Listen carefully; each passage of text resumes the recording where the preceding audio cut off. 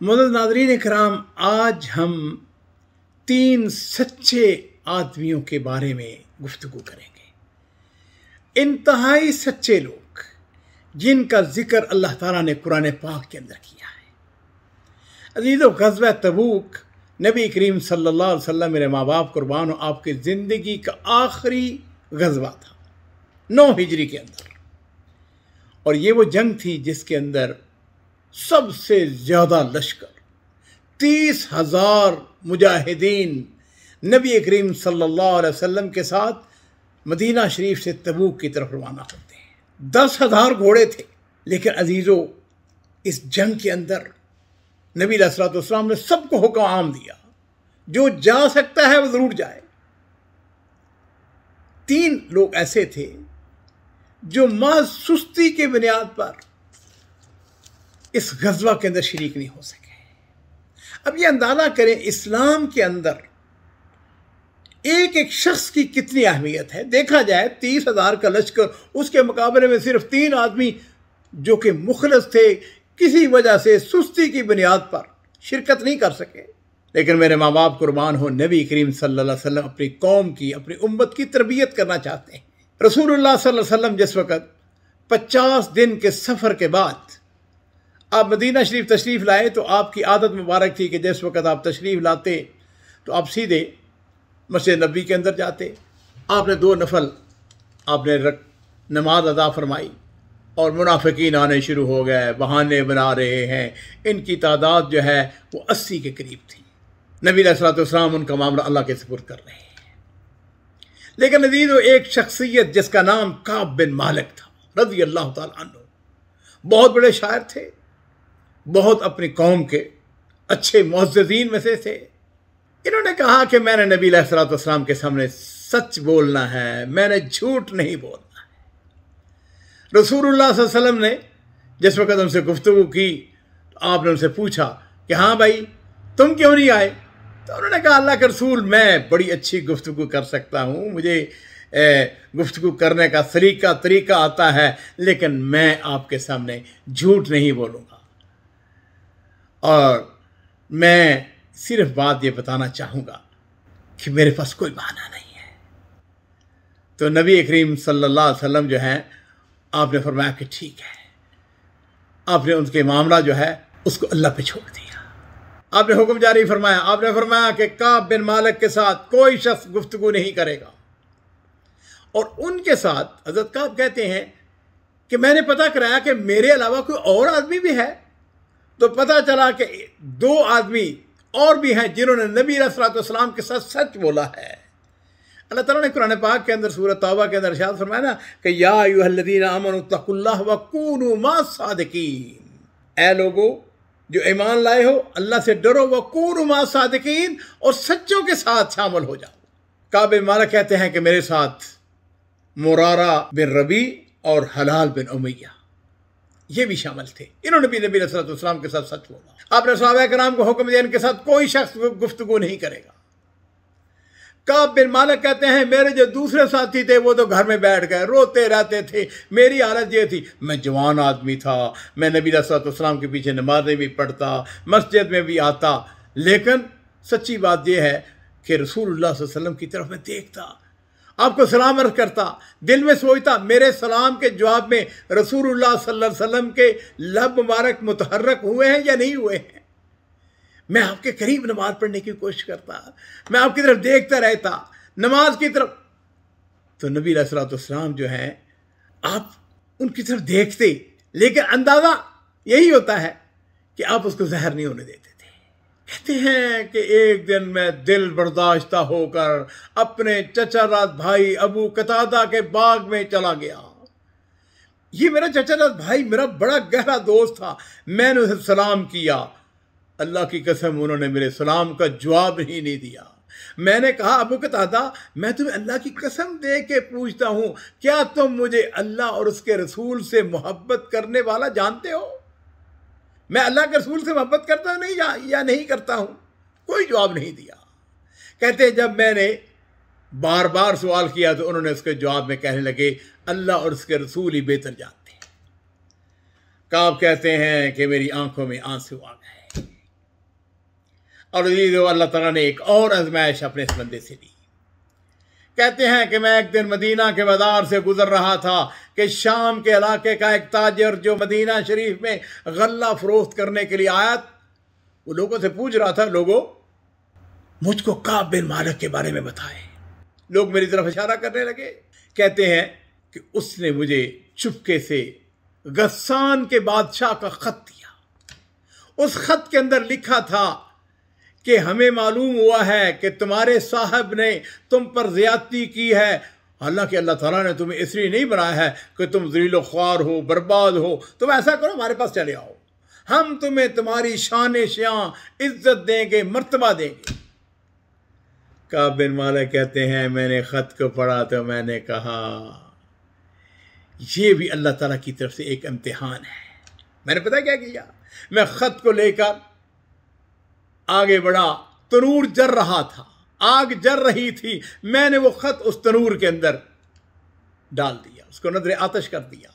कहते हैं 40 दिन गुजर गए तो नबी करीम सल्लल्लाहु अलैहि वसल्लम का एक कासद आ गया, आपका पैगाम लेने वाला। उसने आके दरवाज़ा नॉक किया, कहने लगा रसूलुल्लाह सल्लल्लाहु अलैहि वसल्लम ने तुम्हें हुक्म दिया है अपनी बीवी से भी किनारा कश हो जाओ। कहते मैंने पूछा कि मैं उनको तलाक दे दूं? उसने कहा नहीं, बस इतना करो कि बीवी से दूर हो जाओ, उसके करीब नहीं जाना। कहते हैं मेरे दूसरे जो साथी थे उनको भी यही हुक्म दिया गया, लेकिन उनमें हलाल बिन उमैया, उसकी बीवी रसूलुल्लाह सल्लल्लाहु अलैहि वसल्लम की खिदमत में हाजिर होती, अर्ज करती अल्लाह के रसूल वो एक बूढ़ा आदमी है, नातवा है, कमज़ोर है, उसके पास खादिम नहीं है, आप मुझको इजाज़त दें कि मैं उसकी खिदमत जारी रखूं। आपने फरमाया वो तुम्हारे करीब ना है। कहने की बात यह है, कुर्बत की आप बात करते हैं, वो तो जिस वक़्त से मामला पेश आया रोता ही रहता है, रोता ही रहता है। लोगों ने काब मालिक से भी कहा काब ऐसा करो कि तुम भी रसूलुल्लाह सल्लल्लाहु अलैहि वसल्लम से इजाज़त ले लो, लेकिन काब कहते हैं कि मैंने कहा कि मैं रसूलुल्लाह सल्लल्लाहु अलैहि वसल्लम से इजाज़त नहीं मांगूंगा। कहते हैं 10 दिन मजीद गुजर गए और फिर मेरे अजीज़ अल्लाह रब्बुल इज़्ज़त को अपने बंदों के ऊपर रहम आ गया। वलस्सलासतिल्लज़ीना खुल्लिफू हत्ता इज़ा ज़ाक़त अलैहिमुल अर्दु बिमा रहबत। 50 रातें गुजरने के बाद कहते हैं कि सुबह मैं अपने घर की छत पर फजर की नमाज अदा करने के बाद बैठा हुआ था और मैं अपनी जान से आजिज़ आ गया था। ज़मीन अपनी तमाम तर फराखी के बावजूद मेरे लिए तंग हो चुकी थी। और कहते हैं अचानक मैंने किसी पुकारने वाले की आवाज़ सुनी, वो दूर जबल सला, ये मदीना मस्जिद नबी के अगर आप खड़े हो तो सामने नजर आता है, वहां उसके ऊपर चढ़कर, और ये अजीज़ों वो मोहब्बत है, वो प्यार है जो एक इस्लामी माशरे के अंदर है। जब इसकी तौबा कबूल हुई तो एक आदमी वो जबल सला के ऊपर चढ़कर जोर से कहने लगा काब मालिक खुश हो जाओ। कहते हैं मैं सुनते ही सजदे में गिर गया और मैं समझ गया मेरी आजमाइश ख़त्म हो गई है। रसूलुल्लाह सल्लल्लाहु अलैहि वसल्लम ने नमाज फजर के बाद ऐलान फरमाया था अल्लाह ताला ने इनकी तौबा को कबूल फरमा लिया है, लिहाजा लोग खुशखबरी देने के लिए लबक पड़े। कुछ लोग खुशखबरी देने के लिए मेरे और दूसरे दोनों साथियों की तरफ भागे। एक शख्स ने पता क्या किया, वो घोड़े के ऊपर सवार हुआ और दूसरा एक आदमी जो है वो मुझको खुशखबरी देने के लिए भागकर पहाड़ पर चढ़ गया। अब जब पहाड़ के ऊपर चढ़ा उसकी आवाज़ घोड़े की रफ्तार से भी ज़्यादा तेज निकली। कहते हैं ये जिसने मुझको पहाड़ के ऊपर चढ़कर खुशखबरी सुनाई थी, जब मेरे पास आया तो मैंने अपने कपड़े उतार कर उसको बतौर इनाम दे दिए। लोग गरो दर गरो मुझसे मिल रहे हैं और कह रहे हैं तुमको मुबारक हो, अल्लाह ताला ने तुम्हारी तौबा को कबूल फरमा लिया है। काब बिन मालिक कहते हैं कि मैं नबी करीम सल्लल्लाहु अलैहि वसल्लम की खिदमत में हाज़िर हुआ। सहाबा इकराम तशरीफ़ फरमा थे। तलहा बिन उबैदिल्लाह अशरा मुबशरा कहते हैं वो दौड़ते हुए आए, उन्होंने मुसाफा किया और मुझको मुबारकबाद दी। काब बिन मालिक कहते हैं मैं सारी जिंदगी तलहा के सलूक को कभी नहीं भूला। अल्लाह के रसूल सल्लल्लाहु अलैहि वसल्लम को सलाम किया, आपका चेहरा मुबारक खुशी से चमक रहा था। आपने फरमाया कब तुम्हें आज का दिन मुबारक हो, ये दिन उन तमाम दिनों से बेहतर है जो तुम्हारी पैदाइश के बाद से आज तक तुम पर गुजरे हैं। और मेरे अजीजों, काब बिन मालिक रसूलुल्लाह सल्लल्लाहु अलैहि वसल्लम से एक बड़ा अजीब व गरीब सवाल करते हैं। अर्ज करते हैं, अल्लाह के रसूल, ये माफ़ी आपकी तरफ से है या अल्लाह की तरफ से है? तो नबी अलैहिस्सलातु वस्सलाम ने फरमाया कि नहीं, ये माफ़ी अल्लाह ताला की तरफ से है। काब बिन मालिक कहते हैं कि मैं रसूलुल्लाह सल्लल्लाहु अलैहि वसल्लम के सामने बैठा, मैं अर्ज करता हूँ, इस तौबा की खुशी में मैं अपना माल अल्लाह और उसके रसूल की रजामंदी के लिए बतौर सदका देना चाहता हूँ। और मेरे माँ बाप कुर्बान हो, नबी करीम सल्लल्लाहु अलैहि वसल्लम अपनी उम्मत के लिए रहम मेहरबान। आपने फरमाया, नहीं, अपना सारा माल नहीं, कुछ हिस्सा अपने पास भी रखो। अर्ज करते हैं, अच्छा, मैं वो अपना खैबर वाला जो हिस्सा है ना, उसको रोक लेता हूँ। अर्ज करते हैं, अल्लाह के रसूल, अल्लाह ताला ने मुझे सिर्फ सच बोलने की बरकत से नजात दी है, इसलिए मैं अपनी तौबा की कबूलियत की खुशी में ये अहद करता हूँ कि जब तक जिंदा रहूँगा हमेशा सच बात ही कहूँगा। काब बिन मालिक कहते हैं, मुझे पूरी उम्मीद है कि अल्लाह ताला मेरी बाकी ज़िंदगी में मुझे झूठ के वबाल से महफूज रखेगा। अल्लाह ताला ने इस किस्से का जिक्र सूरह तौबा के अंदर किया है और अल्लाह ताला फरमाते हैं, व अलस्सलासतिल्लज़ीना खुल्लिफू हत्ता इज़ा ज़ाक़त अलैहिमुल अर्दु बिमा रहबत व ज़ाक़त अलैहिम अनफुसुहुम व ज़न्नु अन ला मलजा मिनल्लाहि इल्ला इलैहि सुम्मा ताब अलैहिम लियतूबू इन्नल्लाहा हुवत तव्वाबुर रहीम या अय्युहल्लज़ीना आमनु तक़ुल्लाहा व कूनू मअस सादिकीन।